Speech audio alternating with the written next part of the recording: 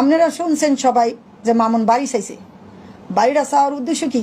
মামুন এটা ওর একটা মামুনের কাছ থেকে যাতে সরে যায় এই কারণে একটা প্লাস পয়েন্ট রাখছিল মামুনি। কেন কইছে, হ্যাঁ তুই আমার মা দেখতে পারস না, ভাই দেখতে পারস না, বাপ দেখতে পারস না, কাউরে দেখতে পারস না, খাবার দাওয়া দিতে চাস না, তোর বিয়ে করলে এরপর দিন তো আমার বাপ মারে দেখতে পারবি না, তাহলে তুই আমার ঢাকা শহর একটা 10তলা বাড়ি কিনে দে, তাহলে ওই বাড়ির ভাড়া উড়ায় আমার বাপ মা খাইব, আর তোর আমি কেতকুলির তলে লইলে আঁকমু, এখনই আডে কেতকুলির তলে লিয়া, তা কেতকুলির তলে লইলে তোর আঁকমু, আমার এই বাড়িটা করে দিল, এক দাদা বাড়ি রেজিস্ট্রি করে দিবি, এক দাদা তোর রেজিস্ট্রি করবো, আচ্ছা দিমু, আচ্ছা দিমু, করতে করতে কখন দিবি, জন্মদিনে দিব, দেয়নি, পরে দিব, দেয়নি, এর পরে দিব, দেয়নি, তোর মামুন কি করছে, রাগ হয়ে যাইব গা, ওর বন্ধুরা দুইটা আইসে, খবর দিছে আমার কাপড় ছুটি নিয়ে যা, আমরা চলে যাবো।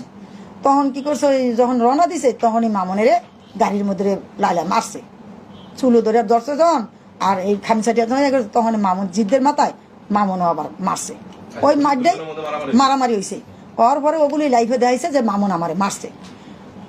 তা যাই হোক মামুন গেছে, হ্যাঁ লাইলা আগে মারছে মামুনের, পরে মামুন মারছে, মামুনের চুল ধরলে মামুনের মেজাজ খারাপ হয়ে যায়, যখন চুল ধরে টান দিছে তখন মামুন মেজাজ খারাপ হয়েছে, তখনই মামুন আবার মারছে।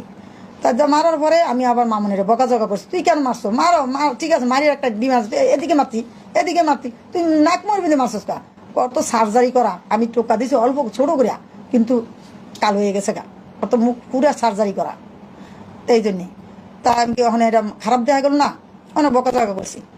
আবার মানুষ ডাইকিয়া সবাই নিয়ে আবার বসছে, মামনের কাছে 2 মাসের টাইম চাইছে, 2 মাসের মধ্যে তোমার বাড়ি কিনে দিব আমি সব কিছু।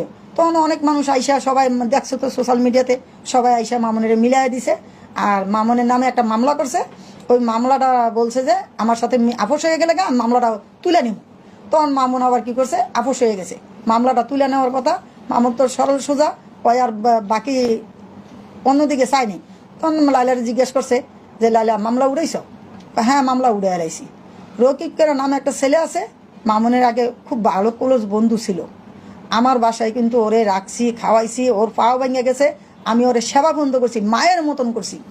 আজকে হেই ছেলে ওর সাথে মিলাইছে, মিলাই মামুনের থেকে 5,000 টাকাও নিছে যে মামলা উড়াই নেব। ওই মামলা ওরা উড়ায় নেই, ওই টাকা দিয়ে মামলা আরও চালায় নিছে, মামুন জানে না। এখন হঠাৎ করে জানতেছে মামুনের ওয়ারেন্ট আইছে, তখন আমার এই মেয়ের ধরছে, ধরে হিরা ওয়ারেন্ট জামিন করছে, এই জামিনটাও বাতিল করতে চাইছে, বহু চেষ্টা করছে বাতিল করার লিগা, কিন্তু পারে নাই মেয়ের লিগা, আর আমাদের কিছু ছেলে আছে, ছেলেদের কারণে পারে নাই।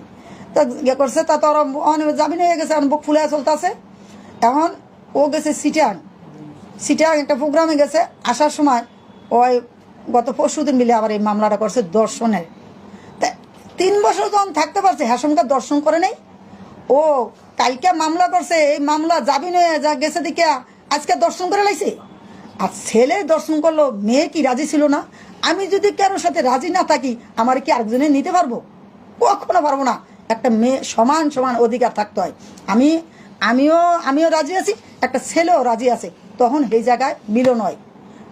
আমি যদি রাজি না থাকি, ওই ছেলে আমার সারাদিন ফিরাইলেও আনতে পারবো না, তখন আমি জনগণের সামনে কমু যে আমি ওরা তো ভাইয়ের মর্যাদা দিছি, ও কেন আমার সাথে এরকম খারাপ আচরণ করে, তখন আমারে বলতে পারতো, তখন পাবলিকের বলতে পারতো, কাউরে তো বলে নেই। কারণ আজকে মামুনের নামে একের পর এক মামলা দিতে আছে, মিথ্যা মামলা বলে দিতে আছে, দিয়ে হরানি করতে আছে। এনে আবার এখন বলতেছে আমার কথায় ওর ইয়ে আছে, ওর মোবাইলে ইয়ে আছে, এই মামলা আমি তুলে নিব যদি তুমি আমার এই কথায় রাজি থাকো, হয় আমারে বিয়ে করে দিব, আর না হলে আমারে কত 9 লাখ টাকা না 90 লাখ টাকা, 90 লাখ টাকা দিতে হইব, 90 লাখ টাকা দিতে হইব। এখন মামুন বলছে আমি জেল খাটতে রাজি আছি, কিন্তু আমি ওর লগে মিলতে রাজি নাই।